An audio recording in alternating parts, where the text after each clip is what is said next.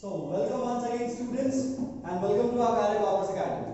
जैसा कि आपको पता है कि अभी हम सीए फाउंडेशन और 11th के कंटेंट की बात कर रहे हैं और सीए फाउंडेशन और 11th के कंटेंट में हम इकोनॉमिक्स को डील कर रहे हैं। इकोनॉमिक्स में अभी तक हमने थियरी ऑफ डिमांड की शुरुआत की है और आज आपकी थियरी ऑफ डिमांड की ऑफिशियली लास्ट क्लास होगी। ठीक है, मैं थोड़ा सा आपको ब्रश अप करवा देता हूँ। फर्स्ट क्लास में हमने पढ़ा था डिमांड क्या होता है, डिमांड और क्वांटिटी डिमांड में क्या डिफरेंस होता है, फिर हमने पढ़ा था डिमांड फंक्शन क्या होता है। ठीक है, सेकंड सेशन में हमने ये कवर किया कि लॉ ऑफ डिमांड क्या होता है और लॉ ऑफ डिमांड का जो प्रेजेंटेशन है वो कैसे किया जाएगा by the use of demand schedule along with demand curve. उसके बाद हमने ये जाना कि डिमांड कर्व का shape downward sloping towards right क्यों होता है या फिर एक कंज्यूमर कम कीमत पे ज्यादा या ज्यादा कीमत पे कम क्यों खरीदता है। मतलब हमने वहां पे 4 पॉइंट्स पढ़े थे, सब्स्टिट्यूशन इफेक्ट, इनकम इफेक्ट, साथ ही साथ law of DMU. Law of DMU से हमारा लॉ ऑफ डिमांड का जो एक्सटेंशन है, साथ ही साथ डिफरेंट यूजेस, यहां तक के हमने कंटेंट्स कवर अप किए। आज जिसकी हम बात करेंगे वो टॉपिक है चेंज इन डिमांड। इस टॉपिक को थोड़ा ध्यान से समझिएगा और आज का क्लास हमारा थोड़ा सा लंबा होने वाला है, तो मेंटली आप प्रिपेयर हो जाइए। इसके पीछे दो रीजन है। पहली चीज, कंटेंट में कॉम्प्लेक्सिटी का लेवल थोड़ा सा बढ़ रहा है, तो आपको थोड़ा सा यहाँ पे अपने दिमाग को कंसंट्रेट करने की जरूरत है। इसके पीछे ये रीजन है कि इस कंटेंट से एमसीक्यूज बहुत ही ज्यादा बनते हैं। जैसा कि आप सीए फाउंडेशन का अगर एग्जाम देंगे मई में या फिर आप 11th के कंटेंट को भी अगर आप देखते हो तो एमसीक्यूज आएंगे और एमसीक्यूज जब भी आते हैं तो आपको वर्ड्स फंसाते हैं, आपको कॉन्सेप्ट कभी नहीं फंसाता। इस बात को आप ध्यान दीजिएगा, मैं आपको बार बार कहता हूं क्योंकि आप जो क्वेश्चन सॉल्व करने वाले हो एमसीक्यू है और एमसीक्यू में आपके पास कॉन्सेप्ट्स होते हैं, लेकिन जब एमसीक्यू सॉल्व करने बैठते हो तो वो कॉन्सेप्ट का इस्तेमाल नहीं, उन वर्ड्स का इस्तेमाल होता है। और आज इस सेशन में इन वर्ड्स का बहुत ही ज्यादा गेम होगा, तो थोड़ा सा ध्यान से। तो चलिए बात करते हैं टॉपिक की चेंज इन डिमांड। देखो भाई, जब हम चेंज इन डिमांड की बात करते हैं या फिर डिमांड के बदलने की बात करते हैं तो डिमांड मेरा दो पर्सपेक्टिव में बदलता है। एक है मूवमेंट अलोंग डिमांड कर्व, क्या है मूवमेंट अलोंग डिमांड कर्व, और दूसरा है शिफ्ट इन डिमांड, क्या है शिफ्ट इन डिमांड। ध्यान दीजिएगा, यहां पे आपके सामने दो वर्ड्स, जिन वर्ड्स को मैं स्पेसिफाई कर रहा हूं। First is along and second is in. ये अलोंग और इन मैं क्यों मार्क कर रहा हूं ये मैं आपको इस सेशन के सबसे लास्ट में बताऊंगा, बट यहां पे आपके लिए मार्केबल वर्ड क्या है, movement along demand curve and shift in demand. ठीक है, अब मूवमेंट अलोंग डिमांड कर्व का एक और नाम है, वो नाम क्या है, चेंज इन क्वांटिटी डिमांड। क्या है, चेंज इन क्वांटिटी डिमांड। तो मे बी आपसे क्वेश्चन में पूछ सकता है चेंज इन क्वांटिटी डिमांड, तो आप समझोगे सर वो तो पूरा टॉपिक था ना। नहीं, पूरा टॉपिक क्या था, चेंज इन डिमांड, जिसमें से एक टाइप ऑफ चेंज का नाम था मूवमेंट अलोंग डिमांड कर्व, जिसका दूसरा नाम था चेंज इन क्वांटिटी डिमांड। तो जब आप क्वांटिटी डिमांड की चेंज की बात करें तो आपके दिमाग में क्या क्लिक करना चाहिए, movement along demand curve. Next है चेंज इन डिमांड, मतलब हम यहाँ पे डिमांड, बस डिमांड की बात करेंगे, और जब भी आप चेंज इन डिमांड का क्वेश्चन देखोगे तो आपके दिमाग में क्या क्लिक करना चाहिए, शिफ्ट इन डिमांड। क्योंकि अगर मैं आपको थोड़ा सा फ्लैशबैक में लेके जाऊं तो मैंने आपको बताया है कि क्वांटिटी डिमांड और डिमांड में आसमान जमीन का अंतर होता है। अगर being a student of economics आप ये मानो कि क्वांटिटी डिमांड और डिमांड दोनों सेम है तो शायद आप गलत है। मैं आपको बता देता हूं, हमने यहाँ पे आपको बताया था वर्ड्स, जब हम specific quantity available at specific price की बात करते हैं तो उसकी डीलिंग क्वांटिटी डिमांड के साथ होती है, लेकिन जब हम multiple quantity available at multiple price की बात करते हैं तो यहां पे डिमांड टर्म का इस्तेमाल किया जाता है।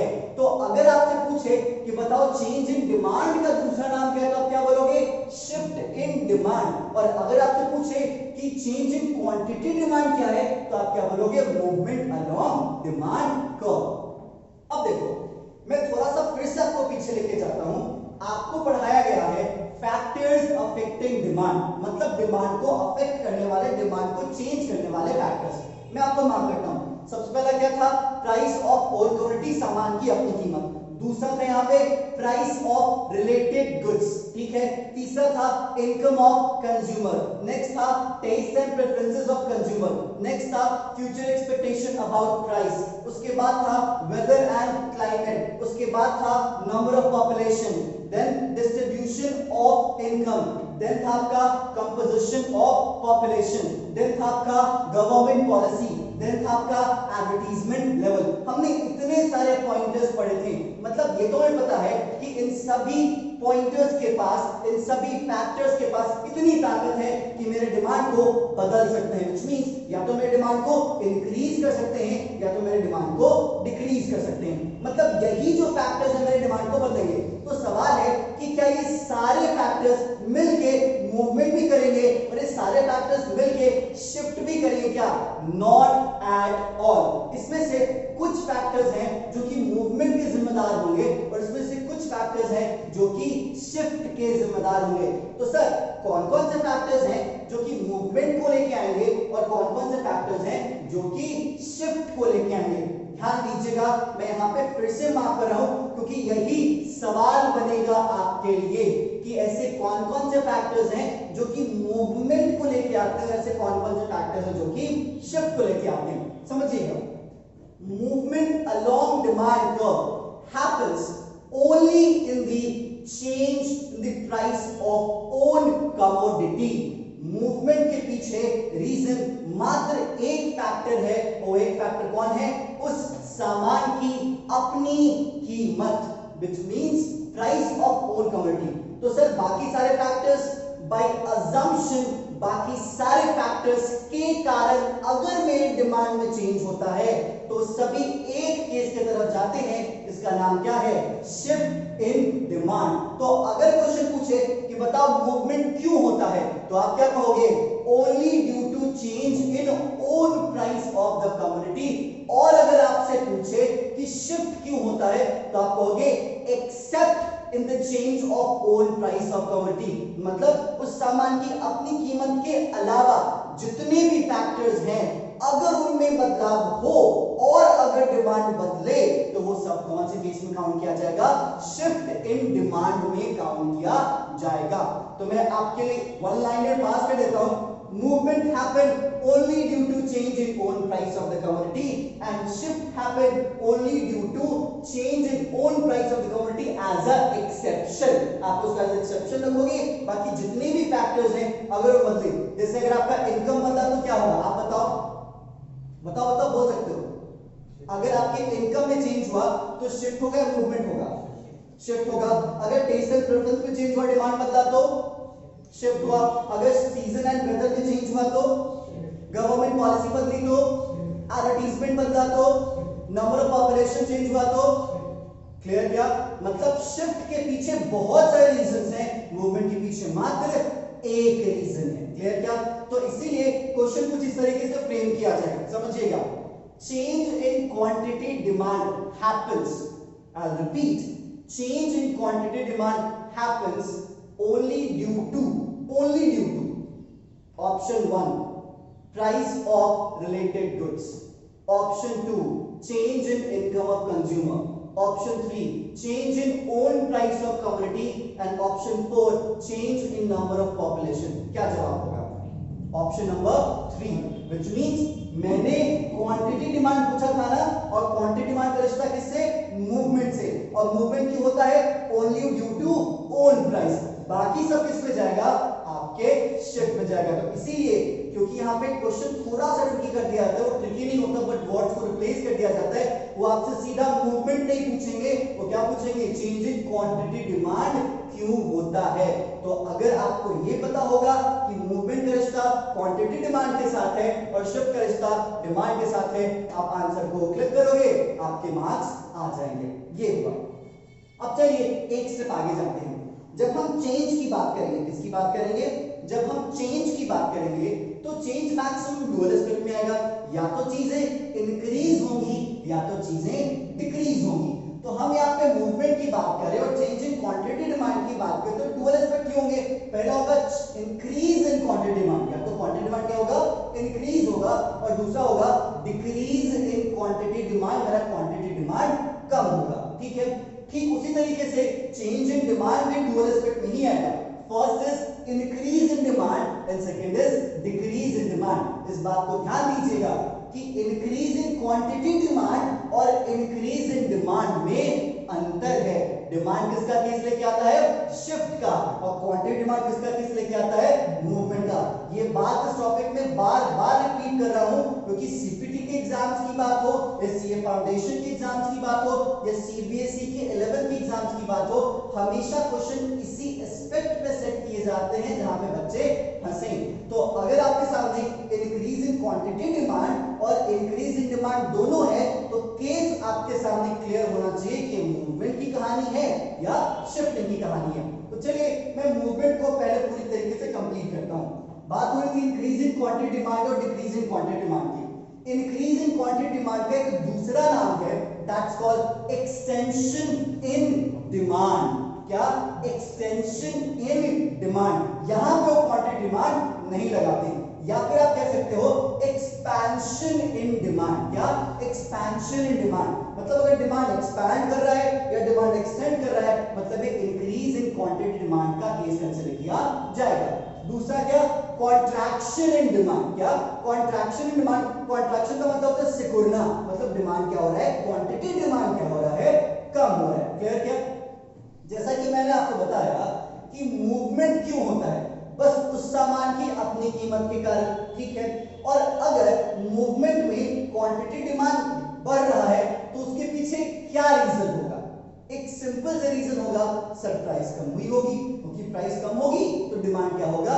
इंक्रीज। और प्राइस अगर डिक्रीज होगी तो डिमांड क्या होगा? इंक्रीज। व्हिच मींस अगर आपसे क्वेश्चन में पूछे कि बताओ इंक्रीज इन क्वांटिटी डिमांड क्यों होता है या एक्सटेंशन क्यों होता है या एक्सपेंशन क्यों होता है, तो आपके सवाल का मात्र एक जवाब होगा, only due to decrease in own price of commodity. अगर उस सामान की अपनी कीमत घटती है तो ये होगा, और अगर उस सामान की अपनी कीमत बढ़ती है तो ये होगा। क्लियर? क्या? मैंने आपके सामने शेड्यूल सेट कर रखा है। अब देखोगे एक तरफ में प्राइस लेके चल रहा हूं और एक तरफ में क्वांटिटी डिमांड लेके चल रहा हूं। प्राइस मेरा 30 है, 30 से हुआ 20, 20 से हुआ 10। मेरे क्वांटिटी डिमांड में भी आप चेंज देख लोगे, 10 से हो रहा है 20, 20 से हो रहा है 30। मतलब एक साइड आपकी कीमत घट रही है तो आपका क्वांटिटी डिमांड बढ़ रहा है। अब इसका ग्राफिकल प्रेजेंटेशन मैंने कुछ इस तरीके से किया है। आप भी अगर करोगे प्रैक्टिस तो आपको भी नजर आएगा कि प्राइस अगर 30 है और डिमांड 10 है तो जो मैंने यहाँ पे पॉइंटर्स दिया है ए, बी और सी, तो कुछ इस तरीके से ये मूव करेगा नीचे के साइड, ए, बी और सी। मतलब अगर हम मूवमेंट की बात करते हैं और अगर आप मूवमेंट का ग्राफ बनाते हो जिसमें इंक्रीज इन क्वांटिटी डिमांड दिखाते हो, तो जो आपका डिमांड कर्व है ना उसमें जो पॉइंट्स होंगे ना वो डाउनवर्ड मूवमेंट होंगे, मतलब वो नीचे की तरफ क्या करेंगे? मूव करेंगे। तो अगर आपके सामने कोई भी ऐसा ग्राफ है, क्या है? अगर आपके सामने कोई भी ऐसा ग्राफ है जिस ग्राफ में आपको दिख रहा है कि इसके जो पॉइंटर्स हैं वो नीचे की तरफ आ रहे हैं और यहाँ पे आपके सामने क्वांटिटी डिमांड दिखाया जा रहा है, तो आप बस इन पॉइंटर्स के मूवमेंट से ये अंदाजा लगा लोगे कि डिमांड बढ़ रहा है या डिमांड घट रहा है। तो अगर ये डाउनवर्ड मूवमेंट है तो डिमांड इंक्रीज कर रहा है, लेकिन यहीं इसका अगर मैं अपोजिट लेके चल लूं अपवर्ड मूवमेंट, तो आपका क्वांटिटी डिमांड क्या हो जाएगा? डिक्रीज हो जाएगा। तो इसीलिए आपसे क्वेश्चन में पूछा जा सकता है कि अगर इंक्रीज इन क्वांटिटी डिमांड होता है तो उसमें ग्राफ में किस टाइप का मूवमेंट होता है, तो आपका जवाब क्या होगा? Downward movement. और इंक्रीज इन क्वांटिटी डिमांड के डिमांड कर्व का शेप क्या होगा? डाउनवर्ड स्लोपिंग ही कंसीडर किया जाएगा। तो याद रख लीजिएगा डाउनवर्ड स्लोपिंग और डाउनवर्ड मूवमेंट में अंतर होता है। सारे डिमांड कर्व डाउनवर्ड स्लोपिंग तो होते हैं लेकिन सारे डिमांड कर्व डाउनवर्ड मूवमेंट पे नहीं जाएंगे, क्योंकि अगर मान लेते हैं यहां पे आपका ये डिमांड कर्व है तो डाउनवर्ड स्लोपिंग है, लेकिन अगर इसके पॉइंटर्स ऊपर की तरफ बढ़ रहे हैं तो ये डाउनवर्ड मूवमेंट नहीं है, ये क्या है? अपवर्ड मूवमेंट है। और अपवर्ड मूवमेंट के केस में आपका जो क्वांटिटी डिमांड है वो क्या होता है सर? डिक्रीज करता है। क्या करता है? डिक्रीज करता है। समझ में आया? तो चलिए इसको मैं फिर से पूरा ब्रशअप कर दूं। Movement along demand curve. क्या? Movement along demand curve change in demand का एक एस्पेक्ट है। इसका दूसरा नाम क्या है? Change in quantity demand. Change in quantity demand आपके सामने डुअल एस्पेक्ट में आते हैं। कितने एस्पेक्ट में आते हैं? डुअल एस्पेक्ट में आते हैं। पहला हो जाता है इंक्रीज इन क्वांटिटी डिमांड और दूसरा होता है decrease in quantity demand. Increase in quantity demand का दूसरा नाम एक्सटेंशन या expansion, decrease in quantity demand का दूसरा नाम क्या हो जाता है? कॉन्ट्रैक्शन। क्लियर क्या? जब हम एक्सटेंशन और एक्सपेंशन को ग्राफिकली रिप्रेजेंट करते हैं तो डिमांड कर्व में आपको जो मूवमेंट नजर आएगा वो डाउनवर्ड नजर आएगा, लेकिन जब हम कॉन्ट्रैक्शन को ग्राफिकली रिप्रेजेंट करते हैं तो आपको क्या नजर आएगा? अपवर्ड मूवमेंट नजर आएगा। क्लियर क्या? मूवमेंट के पीछे मात्र एक कारण, वो है change in own price of the commodity. That's it. यही आपके मूवमेंट की कहानी। नेक्स्ट आपके सामने आ जाता है शिफ्ट। शिफ्ट में क्या होता है मैंने बात किया है, हम शिफ्ट के टाइप पे बात कर रहे हैं। शिफ्टिंग में दो केसेस होते हैं, एक होगा इंक्रीज इन डिमांड और दूसरा होगा डिक्रीज इन डिमांड। जब हम इंक्रीज इन डिमांड की बात करेंगे तो आपके सामने राइटवर्ड शिफ्ट का केस आता है, और अगर हम डिक्रीज इन डिमांड की बात करेंगे तो आपके सामने लेफ्टवर्ड शिफ्ट का केस आता है। अब देखो भाई, सिंपल सी बात है, शिफ्ट कीमत के अलावा सबसे हो जाता है। ठीक है, मैंने एक केस लिया इनकम।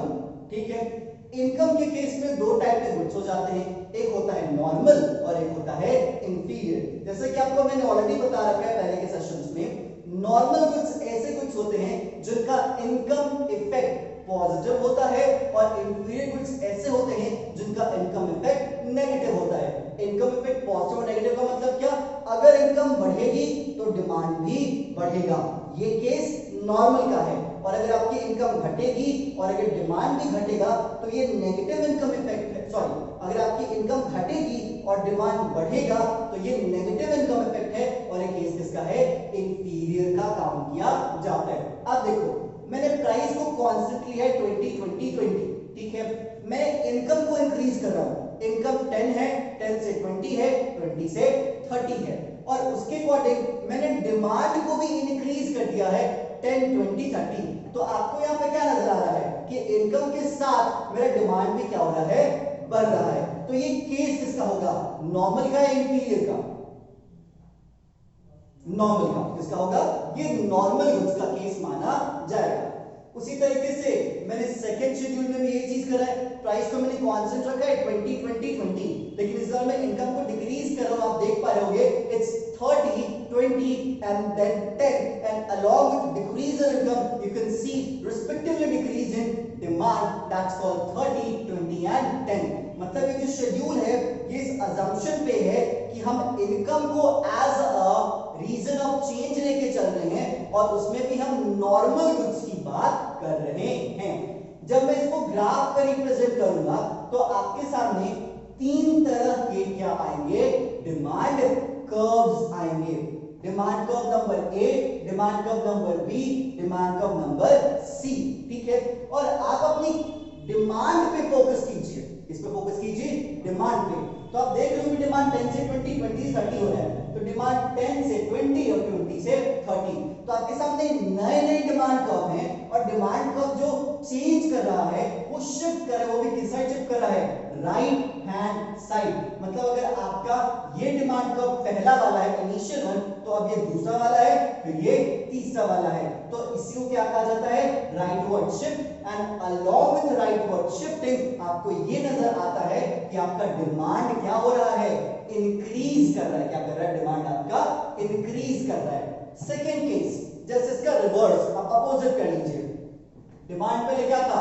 30 था, 30 से क्या हो गया? 20, और 20 से क्या हो गया? 10। मतलब जहां पे पहले इनिशियल वन यहां था, अब इनिशियल वन कहां है? यहां है, और जो नया डिमांड कर्व है वो यहां पे है एंड देन यहां पे है। तो अगर आप इस ग्राफ को देखते हो तो जो शिफ्टिंग है वो आपके लेफ्ट हैंड साइड नजर आ रहा है। तो अगर ग्राफ पे लेफ्टवर्ड शिफ्ट है तो आपका डिमांड डिक्रीज करता है, और अगर राइटवर्ड शिफ्ट है तो आपका डिमांड क्या करता है? इंक्रीज करता है। मैं एक बेसिक सा क्वेश्चन पूछूंगा, अब अपने दिमाग का इस्तेमाल करके जवाब दीजिएगा। ठीक है, अगर किसी भी गुड्स को लेके किसी कंज्यूमर का, क्या किसी कंज्यूमर का टेस्ट और प्रेफरेंस फेवरेबल है, मतलब किसी कंज्यूमर को वो गुड्स पसंद आ गया है और उसके कारण वो अपना डिमांड बढ़ा रहा है, तो ये केस मूवमेंट का है या शिफ्ट का है? शिफ्ट का है। और शिफ्ट में ये राइटवर्ड होगा या लेफ्टवर्ड होगा? राइटवर्ड होगा, क्योंकि डिमांड क्या कर रहा है? बढ़ा रहा है। लेकिन उसको पसंद नहीं आया तो कौन सा केस? लेफ्टवर्ड। ठीक है। ठीक उसी तरीके से ध्यान दीजिएगा, एक गुड्स है जिसके सब्स्टिट्यूट की कीमत, एक गुड्स है जिस गुड्स के डिमांड को मैं कंसीडर कर रहा हूं, उसके सब्स्टिट्यूट की कीमत, उसके सब्स्टिट्यूट की कीमत बढ़ गई है। क्या हो गई है? इंक्रीज हो गई है। तो ये बताइए ये केस किसका है? मूवमेंट या शिफ्टिंग का? सर जब हम बात करते हैं प्राइस ऑफ रिलेटेड गुड्स तो हम यहां पे अदर देन प्राइस की बात कर रहे हैं ना, कि हम बस प्राइस की बात कर रहे हैं। अगर आप कहते हो कि सर मूवमेंट का केस है तो कैसे मूवमेंट का केस है? ये तो शिफ्ट का केस है ना, क्योंकि मैंने क्या कहा, movement happens only due to change in own price of the commodity. लेकिन यहां पे ओन प्राइस ऑफ कमोडिटी नहीं बदल रहा, यहां पे उसके सब्स्टिट्यूट की कीमत बदल रही है, उसकी कीमत नहीं बदल रही। तो ये प्राइस ऑफ रिलेटेड गुड्स का केस है और प्राइस ऑफ रिलेटेड गुड्स आपके शिफ्टिंग में काम किया जाएगा। याद रख लीजिएगा, बस उस सामान की अपनी कीमत तो मूवमेंट, बाकी कुछ भी, अगर कहे कुछ भी, तुमको कुछ भी, सब किस में आएगा? आपके शिफ्ट के केस में ही आएगा।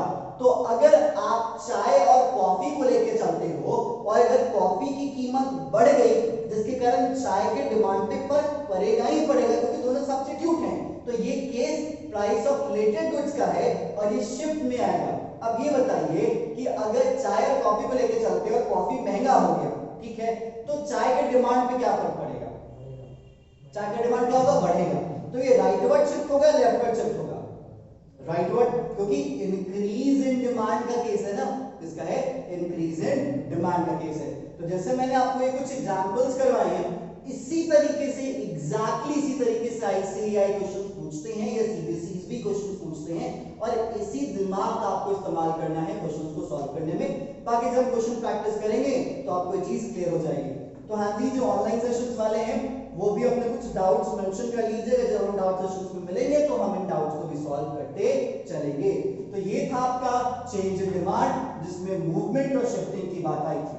अब चलिए इस सेशन को खत्म हम उसी टॉपिक से करते जिस टॉपिक से हमने शुरुआत की थी। मैंने कहा था कि ये वर्ड्स हैं, ठीक है, मैंने कहा था कि अलोंग वर्ड है और ये इन वर्ड है और इनका कोई मतलब है। जैसे आप देख रहे होगे डिमांड कर्व्स को, क्या देख रहे हो? डिमांड कर्व्स को। अगर आप मूवमेंट की बात करते हो और मूवमेंट में एक टर्म यूज किया गया है अलोंग, अलोंग का मतलब होता है साथ में। क्या होता है? साथ में। आप मूवमेंट के केस में जो ग्राफ बनता हुआ देख रहे होगे उसमें एक ही डिमांड कर्व है और उसी डिमांड कर्व में या तो पॉइंटर्स ऊपर जा रहे हैं या तो पॉइंटर्स नीचे जा रहे हैं। मतलब पॉइंटर्स कोई नया लाइन तैयार कर रहे हैं क्या? नहीं, पॉइंटर्स कोई नया लाइन तैयार नहीं कर रहे हैं। तो इसीलिए कहा जाता है कि अगर एक ही डिमांड कर्व के साथ चीजें चेंज हो तो हम यहां पे अलोंग टर्म का यूज करेंगे। और साथ का मतलब क्या? इसी पॉइंट को या तो आप ऊपर लेके जाओगे या तो आप नीचे लेके आओगे, मतलब या तो ये अपवर्ड होगा या तो ये डाउनवर्ड होगा। लेकिन इन टर्म का इस्तेमाल तब किया जाएगा जब आपके ग्राफ पे एक नया डिमांड कर्व उभरता नजर आएगा, जो कि आपके शिफ्ट के इस लास्ट ग्राफ में नजर आ रहा है। मेरे पास ग्राफ कितने हैं? एक, लेकिन कर्व्स कितने हैं? 3। तो अगर किसी भी इफेक्ट के कारण ग्राफ पे मल्टीपल कर्व्स नजर आते हैं वो इनका टर्म यूज किया जाता है, शिफ्ट इन डिमांड का टर्म इस्तेमाल किया जाता है। इस बात को समझे? तो इसीलिए अलोंग और इन की वैल्यू है, अलोंग में एक ही डिमांड कर्व होता है, चेंजेस उस डिमांड कर्व के साथ होते हैं जिसमें अपवर्ड और डाउनवर्ड होगा। लेकिन इन का टर्म तब यूज किया जाएगा जब ये पॉसिबिलिटी हो कि नए डिमांड कर्व्स आपको आपको नजर आएंगे आपके ग्राफ पे। तो चलिए इस चेंज के सेशन में इतना ही, हम आपसे मिलेंगे नए टॉपिक के साथ। स्टे ट्यून, क्योंकि हम अभी ही नया टॉपिक इस्तेमाल करने वाले हैं या शुरू करने वाले हैं। Thank you.